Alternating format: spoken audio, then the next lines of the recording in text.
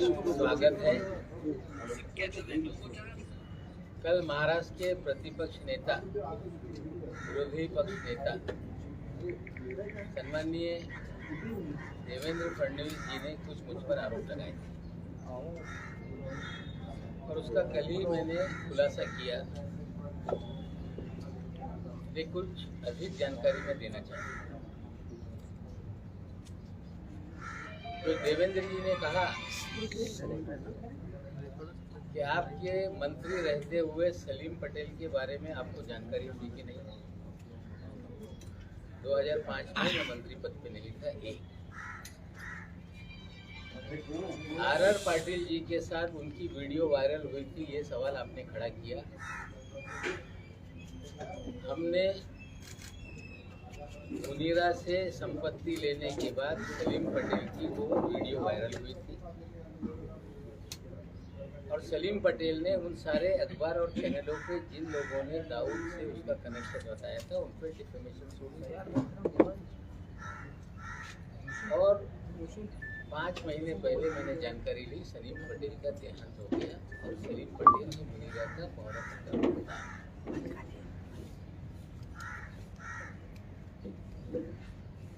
सरदार वली खान के बारे में उन्होंने कहा कि सजा याफ्ता मुजरिम से आपने कोई लेन देन किया है। 2005 में वो कन्विक्टेड नहीं था।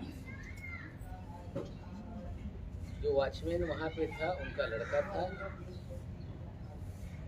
300 मीटर पे 7/12 पे उसने अपना नाम चढ़ा लिया था रेक्टिफिकेशन करने के लिए कोई कागज, वो हमने उनको पैसा दिया था। ये सच्चाई है। लेकिन देवेंद्र जी ने हमें जो लड़ाई में लड़ रहा था या लड़ रहा हूँ, जो एनसीपी में निर्दोष लोगों को फंसाने का, हजारों करोड़ की उगाही करने का, कहीं ना कहीं देवेंद्र जी उसको डाइवर्ट करने का प्रयास कर रहे हैं। और सिर्फ डाइवर्ट करने का नहीं, उस अधिकारी को बचाने का प्रयास हो रहा है, क्योंकि देवेंद्र जी के उस अधिकारी के पुराने संबंध हैं। 2008 में कोई अधिकारी नौकरी पे आता है और 14 साल से मुंबई शहर छोड़ता नहीं। इसके पीछे क्या है? देवेंद्र जी औरों को कह रहे हैं कि अंडरवर्ल्ड कलेक्शन के लोग हैं ये,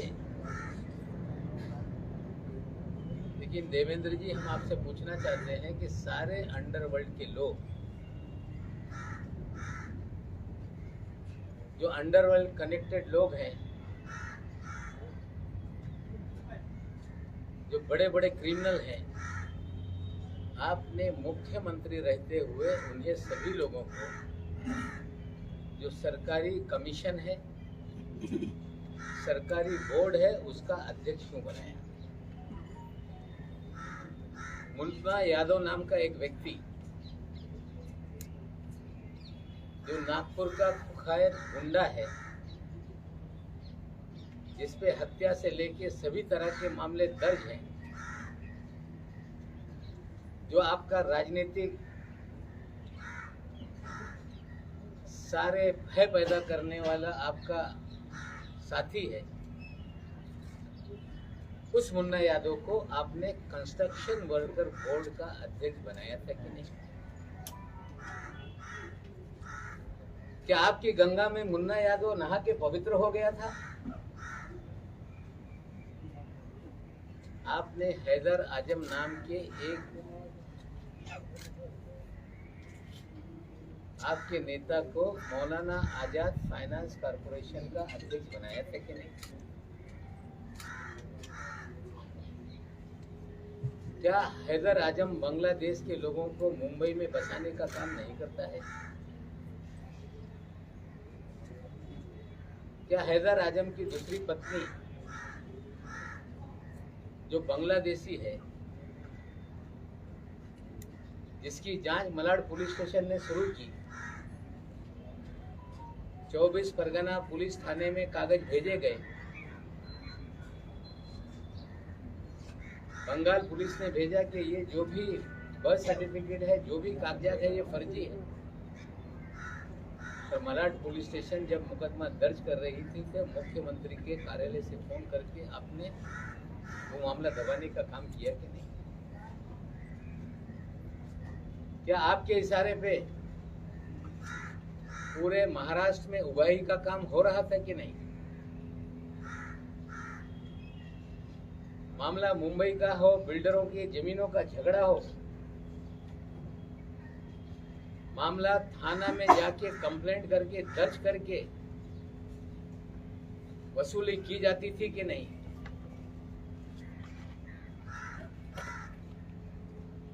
जमीन मालिकों को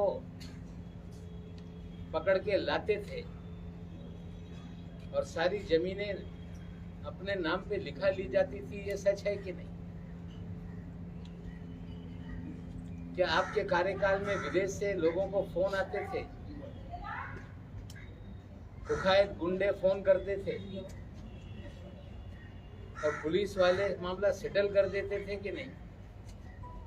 लेकिन सबसे गंभीर आरोप मैं लगा रहा हूं देवेंद्र जी आप पे कि जब 8 नवंबर 2016 को नोटबंदी हुई, मोदी जी ने कहा कि नोटबंदी इसलिए किया जा रहा है, आतंकवाद खत्म होगा, काला धन खत्म होगा। और एक बात मोदी जी ने कही थी कि बड़े पैमाने पे जाली नोट है, उसे खत्म करने के लिए हम नोटबंदी का काम कर रहे हैं। जब नोटबंदी हो गई पूरे देश में जाली नोट, चाहे पंजाब हो, 2000 के 500 के जाली नोट पकड़े जाने लगे, मध्य प्रदेश में जाली नोट पकड़े जाने लगे, तमिलनाडु में जाली नोट पकड़े जाने लगे। लेकिन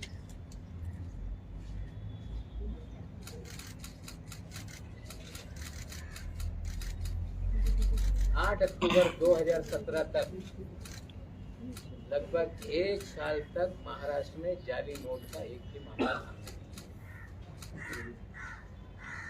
क्योंकि देवेंद्र जी के प्रोटेक्शन में जाली नोट का खेल इस महाराष्ट्र में चल रहा था।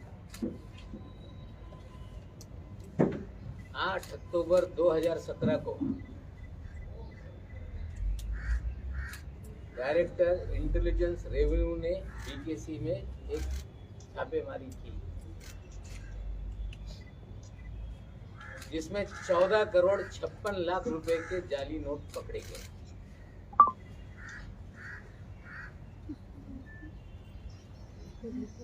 और उस मामले को रफा दफा करने के लिए देवेंद्र जी ने उसमें मदद करने का काम किया। 14 करोड़ 56 लाख रुपए कहाँ पर हुई छापेमारी? बीकेसी में। सिर्फ डेट क्या बोला था? 8 अक्टूबर 2017। साथियों, जाली नोट का nexus ISI Pakistan, Dawood via Bangladesh, ये पूरी जाली नोट इस देश में फैलाई जाती है। 8 अक्टूबर के छापेमारी में 14 करोड़ 56 लाख पकड़े गए। मुंबई में एक गिरफ्तारी हुई, पूना में एक जो गिरफ्तारी हुई इमरान आलम शेख, पूना में गिरफ्तारी हुई रियाज शेख,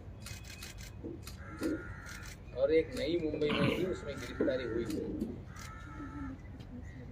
लेकिन 14 करोड़ की 56 लाख की जब्ती को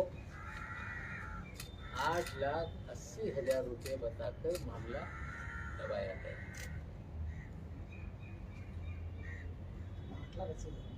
8,80,000 बताकर मामला दबाया गया।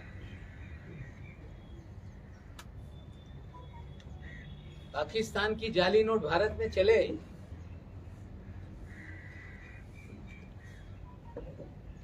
मामला दर्ज हो और उसमें कुछ दिनों में जमानत हो जाती है,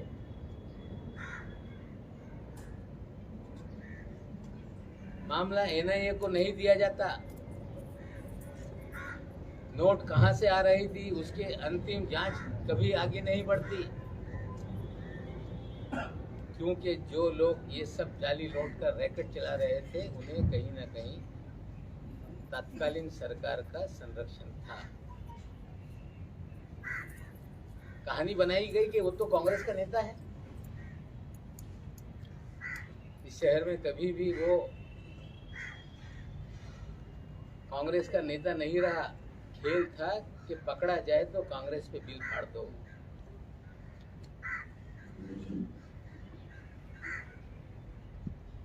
और जो आलम शेख था, इमरान आलम शेख, ये माइनॉरिटी कमीशन 6 महीने के बाद जिसको हाजी अरफात शेख को चेयरमैन बनाया गया, उसका ये छोटा भाई हाजी अरफात शेख, जिसे देवेंद्र जी ने दल बदल करा के अल्पसंख्यक आयोग महाराष्ट्र का चेयरमैन बनाया था, उसका ये छोटा भाई है। देवेंद्र जी, आप मुन्ना यादव को चेयरमैन बनाते हैं, कुख्यात गुंडे को, बांग्लादेशियों को इस शहर के अंदर आबाद करता है, उसको आप minority Maulana Azad finance corporation का चेयरमैन बनाते हैं। तो जो जाली नोट का रैकेट चलाता है, कहीं छोटे मोटे कोई कार्ड छाप लेके कांग्रेस का नेता बना देता है, रहता है किसी और पार्टी में, काम आपके लिए करता है, और बाद में आप उसे महाराष्ट्र के अल्पसंख्यक आयोग पद का अध्यक्ष बनाते हो। पूरी तरह से आपने राजनीति का क्रिमिनलाइजेशन किया। हम आपसे पूछना चाहते हैं कि रियाज भाटी कौन है?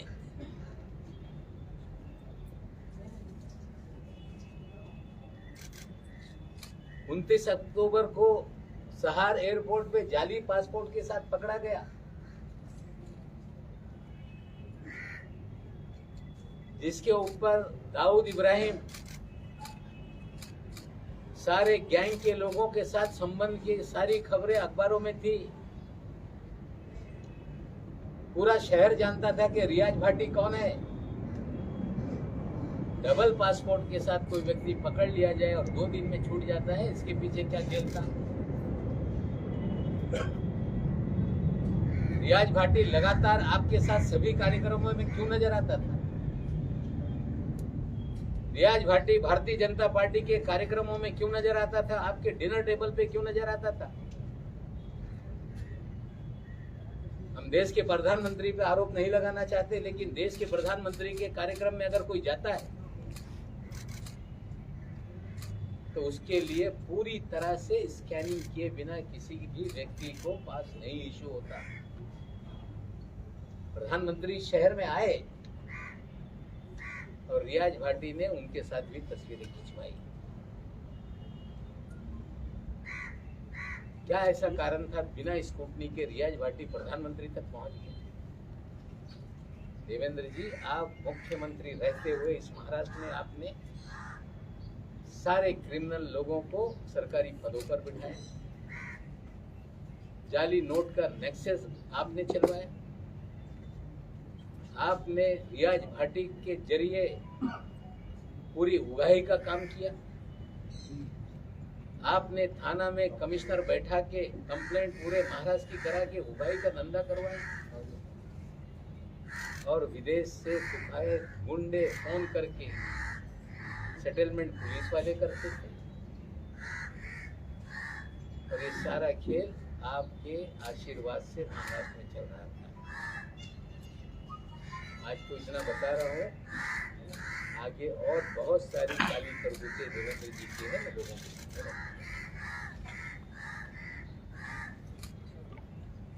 इसमें देवेंद्र जी का अंडरवर्ल्ड से कनेक्शन कैसे है? रियाज भाटी उनके साथ क्यों घूमता है? 2 पासपोर्ट के साथ अगर कोई अंडरवर्ल्ड का आरोपी एयरपोर्ट पे डिटेन हो जाए तो 2 दिन में कैसे छूट जाता है? प्रधानमंत्री के कार्यक्रम में वीआईपी के पास कैसे बन जाते हैं? जाली नोट का नेक्सस चलता है, जमानत हो जाती है, पैसे कहां से आए, कहां से, उसका क्यों नहीं इन्वेस्टिगेशन किया जाता? क्या हैदर आजम की बीवी का बांग्लादेश का मामला पुलिस स्टेशन में दर्ज है कि नहीं?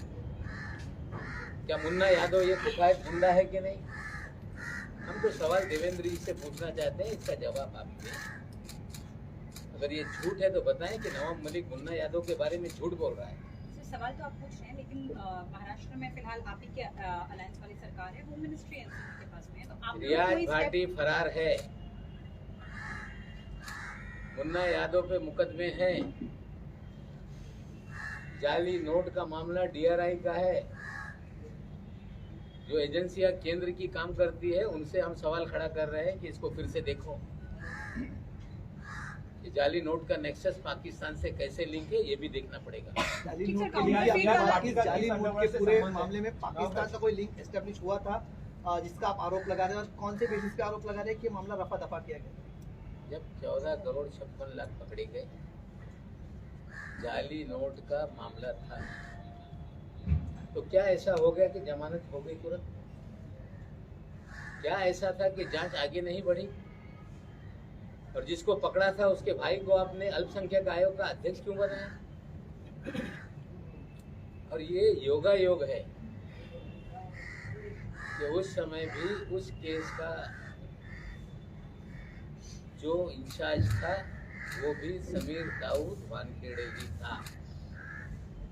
जाली नोट केस का जी। अच्छा, समीर वानखेड़े, इसके बारे में थोड़ा इलॅबोरेट करें। समीर वानखेड़े कसे सर? ते डीआरआई मध्ये ही केस झाली होती, ये मामला डीआरआई में हुआ था। और मैं आपको बता दूं कि जो 14 साल से वानखेड़े साहब जो मुंबई में लगातार पोस्टिंग रहे, उनकी posting joint commissioner intelligence revenue की 1 जुलाई 17 को हुई, और उस समय उनके ही पास ये डिपार्टमेंट था। ये छापेमारी या जो भी कार्रवाई हुई थी डीआरआई ने की थी, और केस को हल्का करने के लिए यही अधिकारी के जरिए देवेंद्र जी ने सारी मदद की थी। हाजी अरफात के भाई का मामला रफा दफा करवाया था।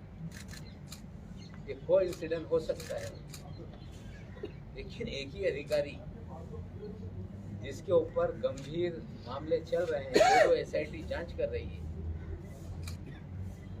विजिलेंस की जांच हो रही है, और उससे ध्यान भटकाने का खेल कहीं तो नहीं, ये भी सवाल खड़े। रियाज भाटी पीएम तक कैसे पहुंचा, कैसे? तो मैं पूछना चाहता हूँ कि किसी भी प्रधानमंत्री के कार्यक्रम में पहुंचने के लिए पूरी तरह से स्टेट की इंटेलिजेंस एजेंसियां, केंद्र की इंटेलिजेंस एजेंसियां उस व्यक्ति का पूरा स्क्रूटनी करती है। अगर जिसके ऊपर लगातार दाऊद इब्राहिम के संपर्क के मामले रहे हों और वो सीधे प्रधानमंत्री तक पहुंच जाए, तो कहीं ना कहीं उसे किसी न किसी का आशीर्वाद था, जिसके कारण उस कार्यक्रम के भीतर तक हो गया। दाऊद इब्राहिम का आदमी रियाज भाटी है, आज फरार है। थाना में जितनी उगाही हो रही थी उसका भी वो कहीं ना कहीं एक उगाही के कार्यक्रम का हिस्सा था। बहुत सारे मुकदमे खुले हैं जिसमें रियाज भाटी आज फरार है। सर, परदेशातून भी फोटो है, बाकी सभी पार्टियों के नेताओं के साथ भी फोटो है। हमारे साथ कोई फोटो नहीं, बाकी पार्टी के भारतीय जनता पार्टी के नेताओं के साथ फोटो है। सर, परदेशातून काही फोन येत होते तुमचं असं म्हणणं आहे, आणि पोलीस त्याच्यामध्ये मध्यस्थी करत होतं, समजू शकेल का ते पोलीस कोण मध्यस्थी करत होते? त्याच्या बाबतीत काही तपास सुरू आहे, त्याच्यावर मी खास करू इच्छित नाही।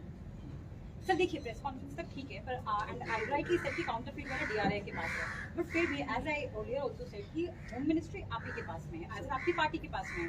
स्टिल आप लोग कोई इंक्वायरी जो एलिगेशन देवेंद्र फडणवीस पे लगा रहे हैं, एटलीस्ट स्टेट इंटेलिजेंस एजेंसी तक जो लिमिटेड है वो वाला पार्ट आप लोग इन्वेस्टिगेट कर सकते हैं, राइट? तो are you going to write to your own the home minister who is from your party to initiate something? चीजें करूंगा तो लोग कहेंगे कि नवाब मलिक लोगों को बता रहे हैं। सर प्रेस कॉन्फ्रेंस में हम बताते सर, नहीं आपके हैं। पास बता रहे हैं, सबूत है देखते तो हैं आप कितनी कानूनी ईमानदारी कार्रवाई से क्यों नहीं चीजें कर फिर रहे? शुरू होती है। रियाज भाटी को लेके देखते हैं क्या सफाई आती है। सर रियाज भाटी को पॉलिटिकल लॉबीज बताया जा रहा है और लगभग सारी पार्टियों के नेताओं के साथ उसकी फोटोज लाइव सारे ग्रुप में शेयर की जा रही है सीसी पैरेलल। तो रियाज भाटी के देखिए बारे ऐसा में है, रियाज भाटी इसके साथ तस्वीर उतार रहा है, ये सवाल नहीं है। सवाल ये है कि 2 पासपोर्ट के साथ अगर कोई एयरपोर्ट पे क्रिमिनल पकड़ लिया जाए तो 2 दिन में कैसे छूट जाए। सर लेकिन आप लोगों का नेक्स्ट स्टेप सवाल ये है कि प्रधानमंत्री के कार्यक्रम में कैसे एक्सेस मिल जाती है। तस्वीरें किसी की शादी में किसने उतार ली, मैं ये नहीं कहना चाहता। किसी नेता के साथ उसकी तस्वीरें, ये आरोप मेरा नहीं। मेरा आरोप है कि 2 पासपोर्ट, जाली पासपोर्ट के साथ मुंबई एयरपोर्ट पे पकड़ा गया एक कुख्यात गुंडा, 2 दिन में जमानत हो गई। जमानत अदालत से हुई होगी। एक कुख्यात गुंडा जिसके ऊपर लगातार आरोप थे, प्रधानमंत्री के कार्यक्रम के भीतर जो वीआईपी का पूरा अरेंजमेंट था उसमें कैसे पहुंचा। पूरी तरह से देवेंद्र जी का संरक्षण उसको था।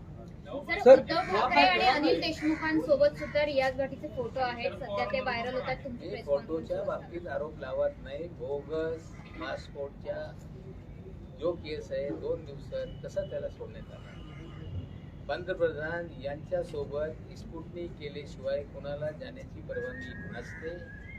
हे त्यांना ऍक्सेस देण्यामागे कोण होतं ते म्हणजे प्रश्न. सर ज्या पद्धतीने तुम्ही आता अंडरवर्ल्डशी संबंध होते तुम्ही म्हणता आहात, तर त्यांचे अनिल देशमुख उद्धव ठाकरे यांच्यासोबत देखील फोटो आहेत.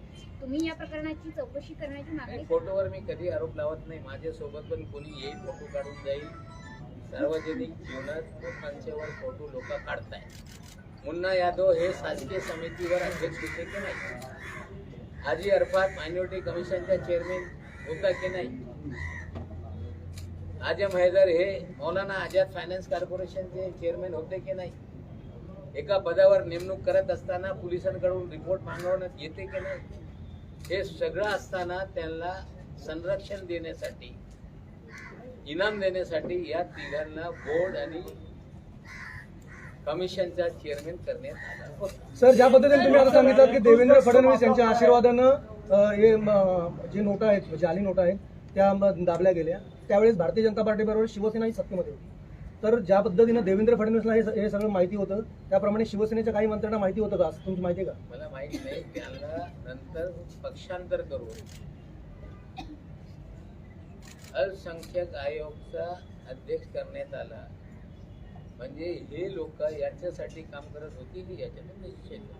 सर देवेंद्र फडणवीसांनी असं म्हटलंय की त्यांच्याकडे जे पुरावे आहेत, था क्योंकि इसमें बहुत सारे व्हाट्सएप चैट जो सामने आए और लोगों के केपी गोस्वामी और प्रभाकर सैल के, इसमें चैट में स्पष्ट नजर आ रहा है कि पहले से टारगेट दिए गए थे, कुछ चेहरे पहले से दिए गए थे और उनको पहले से निशाना साधना था. तो क्या ये वसूली ड्रग रेड इसे कहेंगे, क्या कहेंगे इस बारे में? 13 लोगों को चिन्हित किया गया है जो 3 तारीख की रात में जो डीजी प्रधान साहब हैं उन्होंने मीडिया के सामने कहा कि भारत के इतिहास में पहली बार मिड सी ऑपरेशन हम लोगों ने किया. एक क्रूज पे छापेमारी हुई. 15 दिन से हम तैयारी कर रहे थे और इस तरह की बातें कही गई. सारे देश में उसको लेके खबरें चलने लगी. लेकिन हमने पहले 6 तारीख को सवाल केपी गोस्वामी और मनीष भानुशाली को उठाया. हमने पहले कहा था कि उगाही का मामला है. व्हाट्सएप चैट के जरिए जो प्रभाकर कह रहा है कि कुछ लोगों के प्री डिसाइडेड फोटो बांटे गए थे, उन्हीं को पकड़ना था, ये सारा उनके कन्वर्जेशन में है. अगर रेड शिप पे डाली गई तो क्रूज को बिना परमिशन सेल करने की परमिशन मिलती. उस क्रूज में पूरी तरह से तलाशी क्यों नहीं ली गई? क्यों टर्मिनस से ही लोगों को डिटेन कर लिया गया? क्यों आर्यन खान को किसके कहने पे वहां तक लाया गया? आर्यन खान के घर वालों से 25 करोड़ की मांग क्यों की गई? डिस्काउंटेड रेट 18 करोड़ में डील क्यों हुई? 50 लाख रुपए उठाए क्यों गए? ये सारे सवाल हैं. दोनों एसआईटी के सामने सारे बयान हैं, सीसीटीवी फुटेज है, कॉल CDR होगा, इलेक्ट्रॉनिक एविडेंस भी उसमें है, लेकिन कहीं ना कहीं लोगों को डराया जा रहा है कि आपने पैसा दिया, आप भी मुकदमेबाजी में फंस जाओगी। मैं आज फिर कहता हूँ कि रैंसम मांगने वाला गुनहगार होता है, अपने बच्चों को बचाने के लिए फिरौती देने वाला कभी भी गुनहगार नहीं। मैं उनको फिर कहता हूँ कि डरो मत, आप विक्टिम हैं, आप गुनहगार नहीं। डराने से आप डरेंगे तो इस शहर में इसी तरह का गुआही का काम चलते रहेगा। सर देखिए, सभी वानखेड़े के अगेंस्ट जो एलिगेशंस हैं वो एनसीबी की विजिलेंस टीम इन्वेस्टिगेट कर रही है। Usually people go for a central agency which is मतलब जो कि मेन एजेंसी का पार्ट नहीं है, ये आदमी एनसीबी का ही ऑफिसर है और एनसीबी ही इनके खिलाफ इंक्वायरी कर रही है। Do you have any plans of asking for another agency probing this, क्योंकि मुंबई पुलिस की जो एसईटी है उसके अपने लिमिटेशन। मैं फिर बोल रहा हूँ कि 26 मामलों को हमने पत्र को लिखा है कि ये जाली मामले हैं। एनसीबी एक ऑर्गेनाइजेशन है, उनके भीतर भी जांच करने का उनका अधिकार है।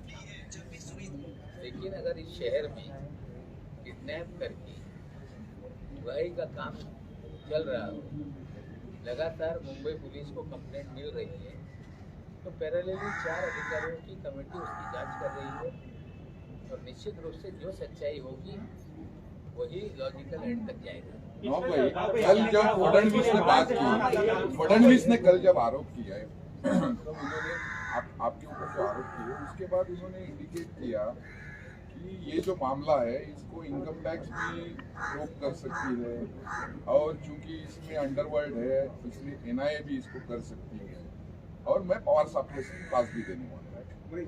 आज जो आपने आरोप लगाए हैं, आपको क्या लगता है कि ये जो आपने गंभीर आरोप उनके ऊपर लगाए इसकी जांच महाराष्ट्र सरकार के तहत कौन सी एजेंसियां कर सकती है? आपने आज जो आरोप लगाए हैं उस पर देखिए, जो मैंने कहा है वो सारी चीज़ों को निश्चित रूप से जब मैं कुछ कहता हूँ तो मेरी भी जिम्मेदारी बनती है कि मैं गृह विभाग को इसकी जानकारी दूँ। निश्चित रूप से मैं गृह विभाग को जानकारी दूँगा। देवेंद्र जी ये बोल रहे हैं कि आपको CBI पीछे लगेगी, कुछ ट्विटर में लिख रहे हैं कि नवाब मलिक आपका जेल इंतजार कर रहा है। अगर गुनाह किया होगा तो हम जेल जाएंगे, लेकिन पाउडर के पैसे से अगर एल्बम बनता है तो इसकी भी जांच होनी चाहिए। सर, ज्या पद्धतीने तुम्ही आता पावडरच्या भाषेने अल्बम म्हणताय मला, देवेंद्र फडणवीस यांची पत्नी अमृता फडणवीस यांनी आपल्यावर टीका केली। त्यांनी असं म्हटलंय ट्विटरमध्ये की नवाब मलिक फक्त पत्रकार परिषद घेत आहेत आणि विषय डायव्हर्ट करतायत। नवाब मलिक यांना त्यांच्या जावयाला आणि काळ्या संपत्तीला वाचवण्याचा प्रयत्न। शोर मचाय शोर, यांच्या काळ्या संपत्ती काढायची जी वेळ आली ते पण आम्ही उद्या काढू। वर्लीमध्ये 200 कोटी रुपयाचे फ्लॅट कोणाच्या नावाने आहे ते सध्या जे बेनामी संपत्ति है हिंदी में बताइए सर, जो कहा है अमृता फडणवीस। देखिए ऐसा है, मैं महिलाओं के बारे में अपना काम करती है, मुझ पे उतनी भी उंगली उठाए मैं किसी महिला को जवाब देना नहीं चाहता। मेरे दामाद का क्या मामला है, NDPS के स्पेशल कोर्ट ने बेल ऑर्डर में स्पष्ट रूप से काला पैसे का मुझ पे आरोप लगा रही है। काला पैसे का बेनामी संपत्ति की बात है। 36 लोग आदमी के नाम पे 200 करोड़ का फ्लैट है। BKC में कौन फ्लैट लेकर किसके नाम पे रह रहा है? काला बेनामी संपत्ति का ही अगर शौक है, ठीक है, शुरू करिए। हम तो पूरी तरह से तैयार हैं कि आपको ED, CBI, NIA जो भी मेरी जांच करानी कराइए, लेकिन जो कागज मैं दूंगा उसकी भी जांच होगी, ये भी मुझे को आश्वासन है। पिछले सरकार के कार्यकाल में जो कुछ निर्णय लिए गए थे, क्या उसकी जांच देखिए वो सरकार, मैं आज सरकार की तरफ से प्रवक्ता के नाते नहीं बोल रहा हूँ। मेरी लड़ाई नाइंसाफी, लोगों को बेगुनाहों को जेल में डालना, बुराई का मामला, इसको लेके सरकारी बात आगे करेंगे। धन्यवाद। या चित्रपटाचे हिरो आज तुम्ही एकटेच लढत आहात असं सुद्धा बोललं जात आहे, पण विलन नेमके किती आहेत? विलन तर आता चंडाल चौकडी आहे, ते चंडाल चौकडीच्या विरोधात मी लढतो। सर हाईकोर्ट में जो मानहानि का केस है, कहा सर कि पास है उगाही के लिए फोन आते थे, थाने को उगाही होती थी, किसका फोन आता था? देखिए अभी आज कुछ जांच चल रही है। अगर सारी चीजें मैं कहूँगा तो ये इस्टेब्लिश करने की कोशिश करेंगे कि मंत्री बोल रहा था और ये प्रेजुडिस होकर हम लोगों को फंसाया जा रहा है। तो कुछ चीजें अगर पुलिस विभाग में जांच के दायरे में है तो मुझे लगता है उससे ज्यादा मुद्दा सर एक शेवटचा प्रश्न आहे सर, ज्या पद्धतीनं सर वर्षांपासून तुम्ही म्हणताय मुंबईत पोस्टिंग आहे पण त्याच्या आधी 7 वर्ष काँग्रेस राष्ट्रवादीचं सरकार होतं तर कोणाच्या आशीर्वादाने होतं? 7 वर्ष होतं ठीक आहे, नंतरचे 7 वर्ष हे म्हणजे का 7 वर्षभर माझा आक्षेप नाही, पण आता नंतरचे 7 वर्ष या मुंबईत कसं आहे त्याच्यावर आक्षेप. सर एक महत्वाचा प्रश्न है। एफिडेविट फाइल किया है जो मानहानि का मुकदमा आपके खिलाफ, उसमें क्या सच्चाई है, क्या आपने मांग देखिए, मेरे खिलाफ मुकदमों की बाढ़ आ गई है। अलग अलग फोरम पे जाके मेरे खिलाफ कोई शिकायत कर रहे हैं। ठीक है, हर व्यक्ति को इस देश में शिकायत करने का अधिकार है। कोई कहता है कि नवाब मलिक पे एट्रोसिटी लगा दो, मैंने कोई ऐसे बात आपत्तिजनक नहीं की कि किसी की जाति को लेके आपत्तिजनक मैंने बात की। फर्जी सर्टिफिकेट फर्जीवाड़े का सवाल हमने उठाया। हमने जो बातें की उसको लेके बहुत सारी जांच आगे बढ़ रही है। लोग मुझे बोलने पे रोक लगे, इस तरह से हाईकोर्ट में PIL भी फाइल हुआ था। फिर कुछ परिवार के लोग गए, इंटरिम रिलीफ मांगी, इन्हें बोलने पे रोक लगाया गया। उसका जवाब दाखिल करने के लिए वहाँ हाईकोर्ट ने कहा था, हाईकोर्ट में हमने अपना हल्फनामा दायर कर दिया है और 6 दिन की सुनवाई होगी।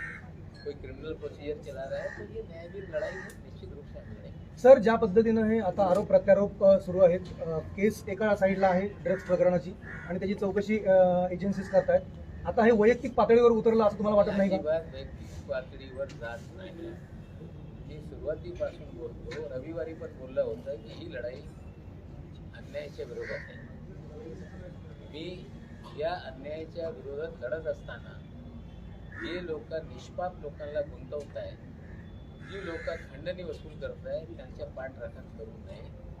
मी मागच्या रविवारी हे आवाहन केलं होतं, तरी त्यांना वाचवण्यासाठी लोक समोर येत असतील तर मग मला बोलावं लागतं। ये हाइड्रोजन बम था, ये हाइड्रोजन बम अभी बचा है। बहुत सारे बम हैं, लड़ाई कैसे आगे जाती देखेंगे तो बिना दवाई फोड़ेंगे। धन्यवाद।